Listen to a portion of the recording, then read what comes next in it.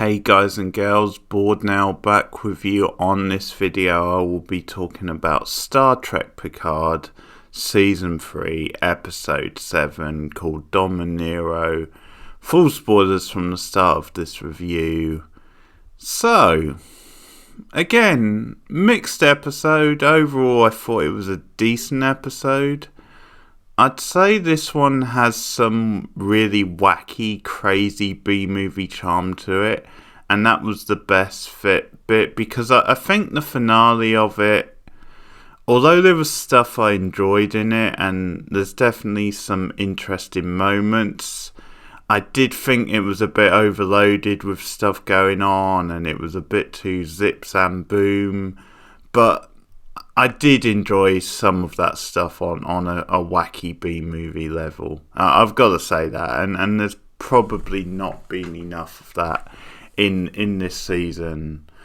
So, definitely hit and miss. At times, the changing stuff has really gotten on my nerves, like it's really grating.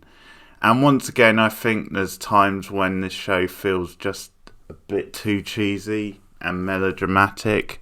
So I think Picard at times in this episode feels that way, like in this opening scene especially, because Seven contacts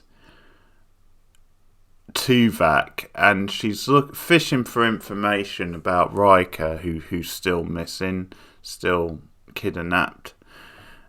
And she also asks Tuvok, can you put us in touch with people we can trust? Because she says pretty much all of Starfleet has been corrupted. It's been corrupted at a very high level. And Tuvok says that could be difficult considering you're fugitives. And then he starts reminiscing about when him and Seven used to play cards. And once again, for the second time this season, Seven catches someone in a lie. Because, he gets the card game wrong or something like that. So, wouldn't you know, this isn't Tuvok, it's a changeling. And the changeling is just sending a message and you're all doomed, basically. And then, for a more, poetic style moment, you get a visual of Riker, the changeling transforms into Riker. And I guess it was quite a clever touch of, it's a very old Riker, even older than he is now, so it's closer to death, and so it's like saying to Picard, you're gonna end up in hell, or you're gonna end up dead, just like I am. But it bothers me a bit, the scene, because it seems like they crammed in another bit of nostalgia just so they could have that moment and that beat, and the scene itself doesn't really accomplish anything. It's just another example of a member of Starfleet who this changeling has transformed into, so it can manipulate more things. And it's just another example of them looking to reach out to someone they might be able to trust. So the actual plot isn't moved forward in the scene. It does seem like a pretty weak excuse for nostalgia. And also, the end of the scene where Picard gets all emotional and starts screaming. Because he actually says at one point, tell us the location of William Riker. And it's yeah, of course, Picard, they're really going to do that. They're the bad guys. So Picard, who I will say for the rest of the episode I quite like, but in that scene, he did his sort of tantrum did great on me. So in this episode, we finally get to know the motivations for the lead villain of the season, Tuvok. Is it something like that? I keep forgetting the name, but we get her main motivations. We get more of her, but once again, there's a needless scene with her, because there's just a scene with her and the main changeling who's manipulating her and her boss, and it's that scene of we need to find the boy quickly. So that scene again doesn't really add anything. So that's a complaint of the episode for sure. Then there are at least 2 scenes there that feel like they could be lost, and you wouldn't really lose anything important. And it's only a 45-minute episode. This one, it's a bit shorter, but I think overall I'm happy with the way the episode ends up, but there's definitely just some spinning of the wheels. There's definitely, I don't know, just some of this change in plot I just find a little bit cliche, because the crew start to ponder why it stole Picard's human body at the end of the last, or why it was revealed that that's the weapon they took. And they came to the conclusion that maybe they're trying to get Jack's blood and Picard's body and combining them to create this like perfect Picard, to like they can clone him. And then they go to Data, or this version of Data, to try and question him. And you get a bit of a dual identity thing with Data in this episode, like a Jekyll and Hyde style plot, where it's actually him wrestling with like the evil version of him, Law. So once again, more nostalgia. But these scenes I did like, partly because I think Brett Spiner does a fantastic job in them. Like him playing the evil version of Data, I thought was just wonderful. He was like really sinister and had true presence. So some of those scenes, even though they felt a bit redundant, because again, he doesn't say that much, than the rest of the crew, like Picard and that, didn't come to their own conclusions. He doesn't actually give them that much important information, but they were still good scenes to watch, like good dramatic scenes. As I said, Spiner does a great job.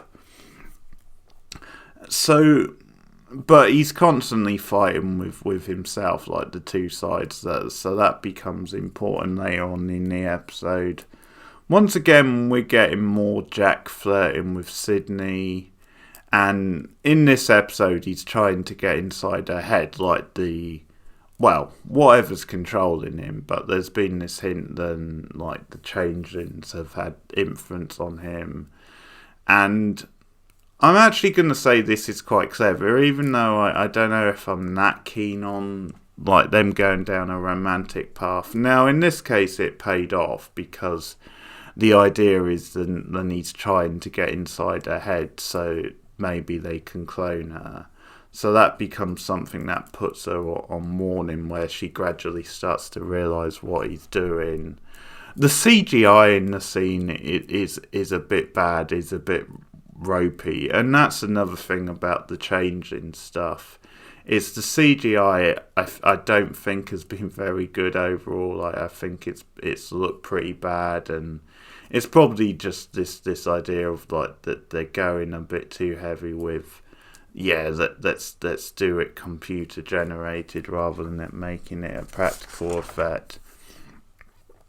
But we also, Ed Spruance, the actor, I think when he's trying to do serious, he's not very good. He's much better at being the more slick, suave, Flash, like whiz kid style character. When he tries to do dramatic and more grounded, I don't think he's as good, because he's really bad in a scene with Picard where he's trying to express concern and he's trying to say, am I really worth it? Am I really worth all this death, all this pain? And his performance in that scene I thought was really bad. But like, he just doesn't do angst that convincing, and that's what you want in a scene like that, is real like brooding and angst. But whatever. So we move on, and they start to discover new things. Like they start to discover like a code, and they determine that's the way to like sucker them in. That being Pervac and the others. So they trick them to coming on board, and then they try to trap them in like these force fields. So you've got Jack and Sydney like running about distracting them, because you've got the main villain coming on board with her soldiers chasing them. And it's a well put together scene. It's like nicely choreographed. I like that there are certain rules where there's certain parts of the ship they can go to, other parts they can't. So at one point the villains get trapped in these force fields, but so do Jack and Sydney. And it's crisscross cutting between the two, and what we learn is that Law has taken over Data now, has taken over that body. So he's actually the one who's helping the bad guys later in the episode. The stuff with Geordi is a bit cheesy. Like, I can understand he's worried because his daughter is now in danger, and it's around this point where Sydney finds out that Jack's trying to get inside her head, and he has to try and convince her that she can trust him. And this is what I mean about too much going on, like, in this back half of the episode, because, like, you've got that stuff on top of it. But the Geordie stuff, when he's trying to convince evil Data Law to, like, you're still in there, Data, come on, you can hear me. Some of that was a bit cheesy, although I could see the importance of it and that there were stakes on it. But this action sequence and all this chasing around and the different things going on is when it really kicks into high gear. And it's when you get some wacky kind of things, which are quite fun, to be fair. By the way, they do explain why Worf and Raffi aren't around, and I can't remember why. It didn't seem like that convincing, but it's a bit annoying that they don't have Worf around. I guess they felt they couldn't fit him into the episode. But finally they trap the villain and they come face to face. Like, Picard and Beverly starts questioning her, and she reveals her motivation for this whole thing, because they go back to the times where Picard produced a cure for her people, and she says, you may have produced it, but it wasn't passed by the Federation, by Starfleet. They denied us it. And you get this really dark story of her and her family members in a lab, and they were used to experiment on. And it paints this picture almost of a concentration type camp. And that's how she was, like, created, but, like, she suffered, her family members were killed. And that's what the motivation is. She says, like, they took away my family, so I'm going to take away yours. And I will say, it plays out quite nicely. There's certain moments where I rolled my eyes a bit, but she's a good villain. I'm glad we got more of her. And this reveal, this motivation, it isn't too bad, actually. Like, it does at least make it a little bit more meaty, and where you can see things from her point of view, even though she's going about it totally the wrong way. But Beverly believes that she's only telling them so much, like, as much as, like, suits her, and there's an ultimate plan. And that's when it's revealed that they've got Law working for them, or Law has taken over. I don't know if that's part of the plan, because I don't think she really had any way of knowing that. But anyway, Law is the one that helps her get free and helps her foot soldiers get free. So we end up with this situation where they take over the bridge, and then she gets on the comm, so she starts talking to the others, like Picard, Beverly, and Jack in the other part of the ship. And the cliffhanger is that she's about to tell Jack why he's important, where he comes from. So the reveal of exactly what's going on with Jack exactly. So that's coming next week. So that's quite a strong way to leave off, and quite a good cliffhanger. And I did enjoy getting more of the villain, because I think at times she's been underused since impressing in that first episode she was in. So overall, I think this is another solid episode. It's pretty typical of the season, where it is up and down, and there's definitely bits of it I didn't like, but I'd say this was pretty solid and had a certain B-movie charm about it at times. The villain monologuing is good. There's definitely scenes that could have been cut out. So that's my thoughts on the latest Star Trek Picard. That's episode 7. We're ramping up to the end of the season now. Let me know your thoughts in the comments below. Like and subscribe as always. Share me out on social media. Look out for other TV reviews I do. So I'm doing the 4th and final season of Succession. You can jump in on that discussion if you wish. Check out my review of episode 1.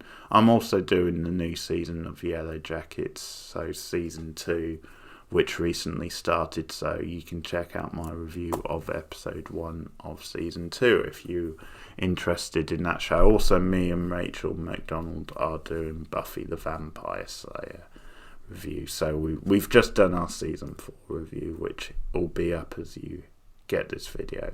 So look out for more TV reviews. Thanks for listening. See you guys later.